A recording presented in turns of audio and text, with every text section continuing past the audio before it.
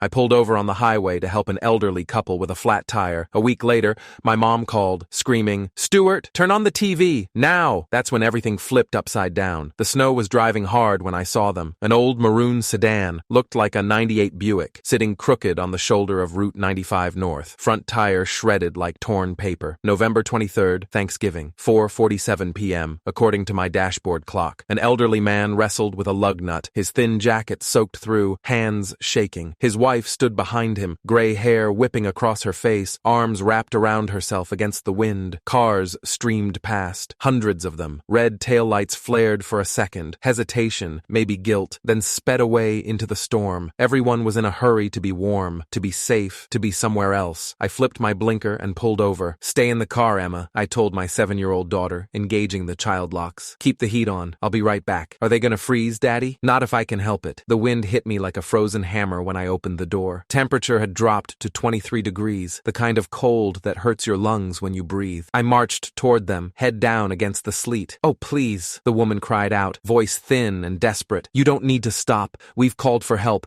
It's on the way. I've got a jack that actually works," I shouted over the wind. "Let's get you off this road before someone hits you." The man extended a trembling hand, blue from cold. "William, this is my wife, Margaret. Stuart," I said, gripping his ice-cold hand. His eyes were sharp blue, intelligent even through the exhaustion. He looked humiliated by his own helplessness, the kind of look you see on proud men who've suddenly realized they're old. I knelt on the wet pavement, the cold soaked through my jeans instantly. My fingers went numb within 30 seconds as I fought with frozen metal and rusted bolts. "Tell me where you're headed," I grunted, wrestling with a lug nut that refused to budge. "Grandchildren," Margaret said, smiling through violent shivers. "4 of them. The youngest is 5. We're already late for dinner." "My daughter's 7, I said, finally getting the lug wrench to catch. "She's watching us like a hawk from the back seat, probably timing me." They looked toward my Honda CR-V. Emma's face was pressed against the window, breath fogging the glass. She waved enthusiastically. Margaret let out a sound that was half sob, half laugh. "Oh, she's precious." 15 brutal minutes later, the spare was on. My hands were bleeding from scraping against frozen metal. My jeans were soaked through. I'd stopped feeling my feet around minute 12. William reached for his wallet with shaking hands. "Please, let me give you something. Gas money. Anything." I pushed his hand away gently. "Absolutely not. It's Thanksgiving. Just pass it on someday. At least your address," Margaret pleaded, "so we can thank you properly." "Just Stuart," I said, heading back to my car. "Go see your grandkids. Be safe." As I climbed into the driver's seat, Emma rolled down her window before I could stop her. "Wait!" she screamed into the wind, extending a crinkled piece of paper. "This is for you." Margaret hurried over, took it carefully. Emma's drawing from that morning, stick figures with giant smiles, a car with X's for eyes, her representation of a broken-down vehicle, the words scrawled in purple crayon, "Emma and Daddy help people." In the rearview mirror as I pulled away,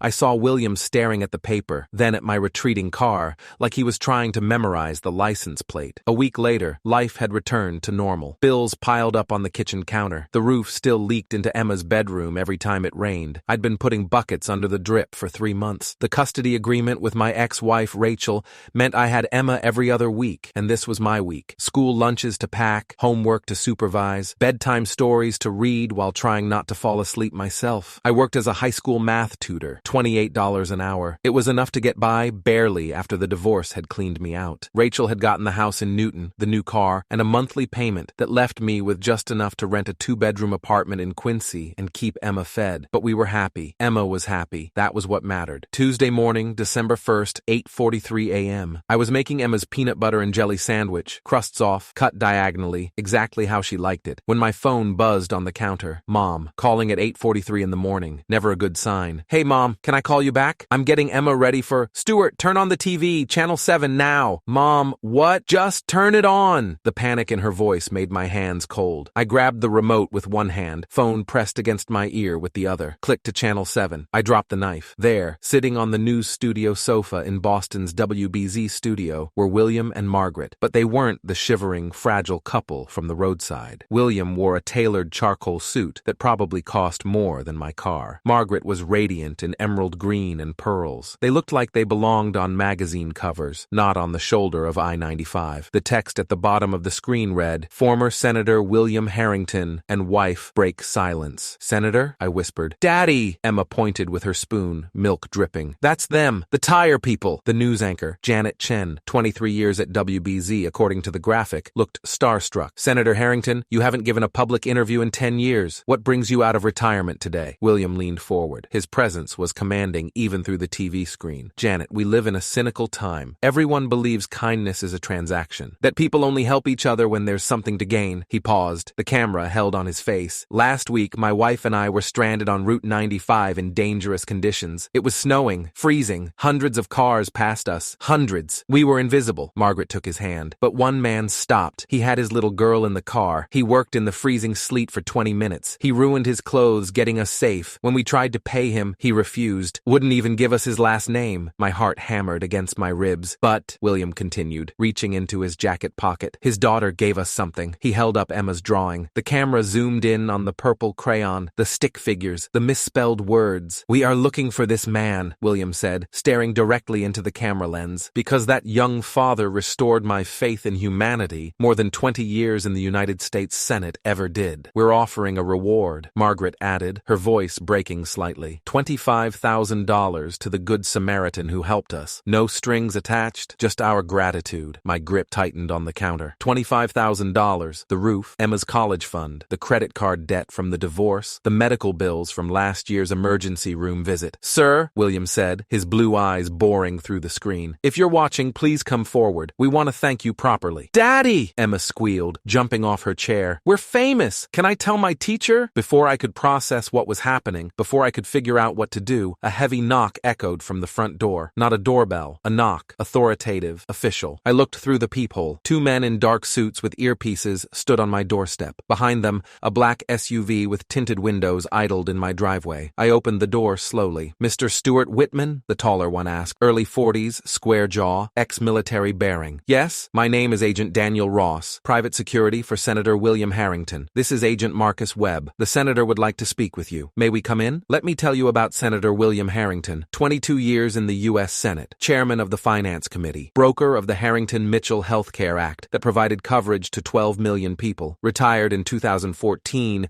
after his daughter died in a car accident. Drunk driver, made national news. He'd disappeared from public life completely after that, and I'd changed his tire without knowing who he was. Agent Ross explained everything while I stood in my kitchen, still holding the butter knife, Emma hiding behind my legs. The senator saw your interview this morning on Channel 7, Ross said. I didn't do an interview. Your neighbor did. Mrs. Chen from apartment 3B. She recognized you from the car in the driveway and called the station. They aired footage of her describing the local hero who lived in her building. Your license plate was visible in the background. My stomach dropped. Oh God. The senator would like to meet you. Today, if possible. He's at the Four Seasons downtown. I have to take Emma to school. We'll drive you both. The senator specifically asked that Emma come too. He wants to thank her for the drawing. Emma peeked out from behind me. Is the tire lady gonna be there? Ross smiled. It transformed his face completely. Yes, ma'am. Mrs. Harrington is very excited to meet you. The Four Seasons presidential suite was bigger than my entire apartment. William and Margaret were waiting in the living room. When they saw Emma, Margaret's hands flew to her mouth. Oh, sweetheart, she said, kneeling down. Thank you for your beautiful picture. We have it framed now. Would you like to see? She led Emma to the mantel. There, in an expensive silver frame, was the purple crayon drawing. William approached me, extended his hand. Stuart, I'm glad we found you. Senator, I didn't know. That's exactly why we're here. He gestured to the couch. Please, sit. We need to talk. For the next hour, William explained. He'd been driving back from a doctor's appointment in Portland, Maine. Margaret had insisted on coming. She never let him drive alone anymore, not since the heart attack 2 years ago. The tire blew on I-95. He'd called AIA, but the wait time was 3 hours. They'd tried changing it themselves. I'm 73 years old, William said quietly. I can negotiate international treaties, but I can't change a damn tire anymore. That realization was humbling. You stopped, Margaret said, looking at me. You had your daughter. You were probably going somewhere important, but you stopped. It was Thanksgiving, I said, and she was cold. William's eyes went bright. That's what Margaret said. It was Thanksgiving, and I was cold. That's the only reason you needed. He slid an envelope across the coffee table. This is the reward we promised. $25,000. Certified check. I stared at it. Didn't touch it. I can't accept that. Stuart, I helped because it was the right thing to do, not for money. I know that, which is exactly why you deserve it. William leaned forward. I spent 22 years in Washington. I met thousands of people who wanted something from me. Money, power, favors. You asked for nothing. You wouldn't even give us your last name. The money isn't charity, Margaret added. It's gratitude. There's a difference. Emma appeared from the bedroom where she'd been looking at Margaret's jewelry. Daddy, Mrs. Margaret Margaret has a necklace with a picture of her daughter in it. She was pretty. The room went quiet. Yes, she was, Margaret said softly. Her name was Caroline. She would have been 42 this year. William stood, walked to the window. We lost her 11 years ago. Drunk driver. She was driving home from her son's birthday party. He was 5. Emma looked at me, confused. I pulled her close. After that, William continued, I couldn't do the work anymore. Couldn't care about committee hearings and budgets and politics. Margaret and I moved to Maine, tried to disappear. But last week, Margaret said, we were driving to see Caroline's children for Thanksgiving, and you stopped with your little girl, and you helped us get there. She was crying now. You got us to our grandchildren. Do you understand? We could have been stuck there for hours. We could have frozen, but you stopped. I accepted the check. Not because I wanted to, but because refusing it felt like I was rejecting their gratitude, and they'd already lost enough. The story hit the news that afternoon. By 6 p.m., it was trending on Twitter. By 9 p.m., it was on CNN. Local father helps former senator, refuses reward until he learns why it matters. My phone exploded. Friends I hadn't spoken to in years, former co-workers, people from high school. Everyone wanted to know if it was really me. Emma's school called. Could they do a story for the school newsletter? My landlord called. Had I really gotten $25,000 because the rent was increasing? Then Rachel called, my ex-wife, Emma's mother, the woman who'd left me 3 years ago because I lacked ambition and was content being mediocre. Stuart, I saw the news. Hi Rachel, $25,000, that's a lot of money. Yes, it is. Emma's college fund could use that, and you're behind on child support. My grip on the phone tightened. I'm 1 week behind. I paid this month. Still, the money should go toward Emma's future. It's only fair. Rachel, we're not doing this. I'm calling my lawyer. She hung up. The next morning, December 2nd, a process server appeared at my door. Rachel was suing for half the reward money. Her lawyer, Daniel Shapiro, 15 years practicing family law, according to his letterhead, argued that since Emma had given the drawing, Emma was partially responsible for the reward. Therefore, Rachel was entitled to half. I called the only lawyer I could afford. Timothy Reeves, public defender turned family law attorney, $150 per hour I didn't have. This is bullshit, Tim said, reading the petition. But unfortunately, bullshit has legs in court. She's claiming Emma's participation entitles her to compensation. Emma gave them a drawing. She's 7. I know, but Rachel's lawyer is smart. He's framing this as a community property issue, arguing that any windfall during your custody period is subject to division. Can she win? Maybe. Depends on the judge. Tim looked up. Stuart, this is going to get expensive. Legal fees, court costs. Even if you win, you might spend $10,000 defending it. So she gets to extort me? Welcome to family law. The story got worse. A tabloid, Boston Now, the kind you see at grocery store checkouts, ran a piece on December 4th. Reward controversy. Divorced dad faces battle over Good Samaritan money. They'd interviewed Rachel. She looked sympathetic, concerned. I just want what's best for Emma. Her father is wonderful, but he's never been good with money. I worry this windfall will be mismanaged. They'd interviewed my landlord. Stuart's a month behind on rent most of the time. Nice guy, but he struggles. They'd found my old boss from the tutoring company I'd worked for before going independent. Stuart is passionate about helping kids, but he's not business-minded. I'm not surprised he's having financial issues. The narrative was clear. Poor, single dad, bad with money, doesn't deserve windfall. My phone exploded again, this time with judgment. You can't even pay rent on time? Maybe your ex-wife has a point. If you were really selfless, you'd give her half for Emma. Emma's teacher called. Some of the other parents were concerned about the attention Emma was getting. Could I keep a lower profile? I was losing control of the story, losing control of my life. Then, Senator Harrington called. Stuart, I saw the news, the lawsuit. Senator, I'm so sorry. I never wanted this to become, stop, this isn't your fault. His voice was hard. Your ex-wife is trying to exploit your kindness. I won't allow it. I appreciate that, but I'm calling Gerald Mitchell, federal judge, circuit court, old friend. He's going to make some calls. Senator, you don't have to. Yes, I do. You helped us because it was right. Now people are punishing you for it. That's not acceptable. 2 days later, December 6th, Rachel's lawyer withdrew the petition. No explanation. Just a one-sentence filing. Plaintiff withdraws claim without prejudice. Tim called me, baffled. I don't know what happened. Shapiro won't return my calls, but you're clear. She can't sue again on the same grounds. I knew what happened. Senator William Harrington, former chairman of the Senate Finance Committee, had made a phone call. Someone had explained to Rachel's lawyer that continuing this case would be unwise. That night, Margaret called. Stuart, William tells me everything's resolved. Yes, ma'am, thank you. I don't know what you did, but we didn't do anything unethical. Just reminded some people that kindness shouldn't be punished. She paused. There's something else. William and I have been talking. We'd like to set up an education trust for Emma. Separate from the reward money. $100,000, full ride to any university she wants. My My voice broke. Margaret, I can't. You already said yes to the reward. This is different. This is for Emma, for her future. Please let us do this. I couldn't speak, just nodded, even though she couldn't see me. One more thing, Margaret said. Caroline's children, our grandchildren, they want to meet you. The little girl, Sarah, she's 7, same age as Emma. Would you and Emma like to come to Maine for Christmas? December 25th, Christmas Day. Emma and I drove to Portland, Maine. Margaret and William's house was beautiful. Victorian mansion overlooking Casco Bay. Warm, full of light and laughter. Caroline's children were there, 4 of them. The oldest was 17. The youngest, Sarah, attached herself to Emma immediately. William pulled me aside while the kids played. Stuart, can I show you something? He led me to his study. Walls lined with photos. Caroline at graduation, Caroline's wedding, Caroline with her children, and there, on his desk, framed next to a photo of Caroline, was Emma's drawing. After Caroline died, William said quietly, I stopped believing in goodness, stopped believing the world had any kindness left. He touched the frame. Then you stopped, in the snow, with your little girl, and you helped 2 strangers. It was just a tire, Senator. No, he looked at me. It was proof that good people still exist, that the next generation, your daughter, my grandchildren, they're learning kindness from us. He handed me an envelope. This isn't money. It's a letter of recommendation. I called the dean at Boston College. They're looking for a mathematics program coordinator. $65,000 a year. Benefits. Stability. The job's yours if you want it. Senator, you changed a tire, Stuart. We're changing your life. Fair trade. I took the job. Started January 15th, 2016. Boston College, Lynch School of Education. Program coordinator for the Mathematics Tutoring Initiative. Salary, $67,000. Health insurance. Retirement plan. Stability. Emma thrived. Her grades improved. She stopped worrying about money because I stopped worrying about money. Rachel? She remarried, moved to California, sees Emma twice a year now, sends cards on birthdays. The lawsuit was never mentioned again. 3 years later, December 2018,